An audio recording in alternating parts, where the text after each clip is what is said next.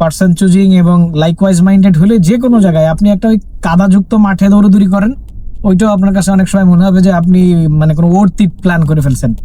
অর্থাৎ surrounding people চুজিংটা important life সেটেলমেন্টের জন্য, সেটা সব ক্ষেত্রে। তো সেইটা যদি প্রপারলি হয়, পৃথিবীর বা দুনিয়ার যে প্রান্তে যেভাবেই থাকেন, তো জীবন পিসফুল আর কি। আর জীবনে সুন্দর থাকার জন্য খুব বেশি মানুষের প্রয়োজন নাই, বরং বেশি মানুষ ক্লোজার থাকলে আসলে জীবনটা অনেক সময় প্রবলেমেটিক হয়ে যায়। আমার কাছে মনে হয় লাইফে স্টেজ ওয়াইজ পার্সনের একটা ক্যাটাগরি থাকা এবং এক একটা ধাপে এক একজনকে ফিল্টার করে করে করে উপরে নেবেন। নেয়ার পরে যখন দেখবেন যে একদম টপ মোস্টে খুব লিমিটেড 1-2 পার্সন হয়তো থাকবে, ওই পার্সনগুলোর সাথে হয়তো আপনার লাইফের সবচেয়ে গুরুত্বপূর্ণ সময়গুলো শেয়ার করবেন।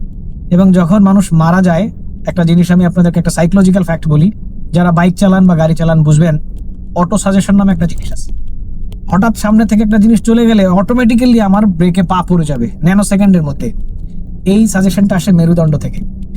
তো মানুষ যখন মারা যায়, তার ওই অটো সাজেশনের যে প্লেসটা ওইখান থেকে ট্রিগার করে এবং ওই মেমোরিটা তার এখানে রিকল হয়। আর এই মেমোরিগুলো আসে হচ্ছে লাইফের ওই ক্লোজ পার্সনের সাথে যত ক্লোজিং মোমেন্ট থাকে ওইগুলা থেকে। এই জন্য কাকে ক্লোজ করছেন, কিভাবে ক্লোজ করছেন, এইগুলো খুব।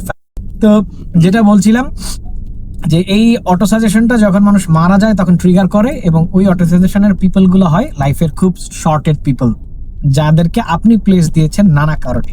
অর্থাৎ এই চয়েস বা সিলেকশনটা আপনার হাতে, আপনি কিভাবে চুজ করবেন। আলহামদুলিল্লাহ।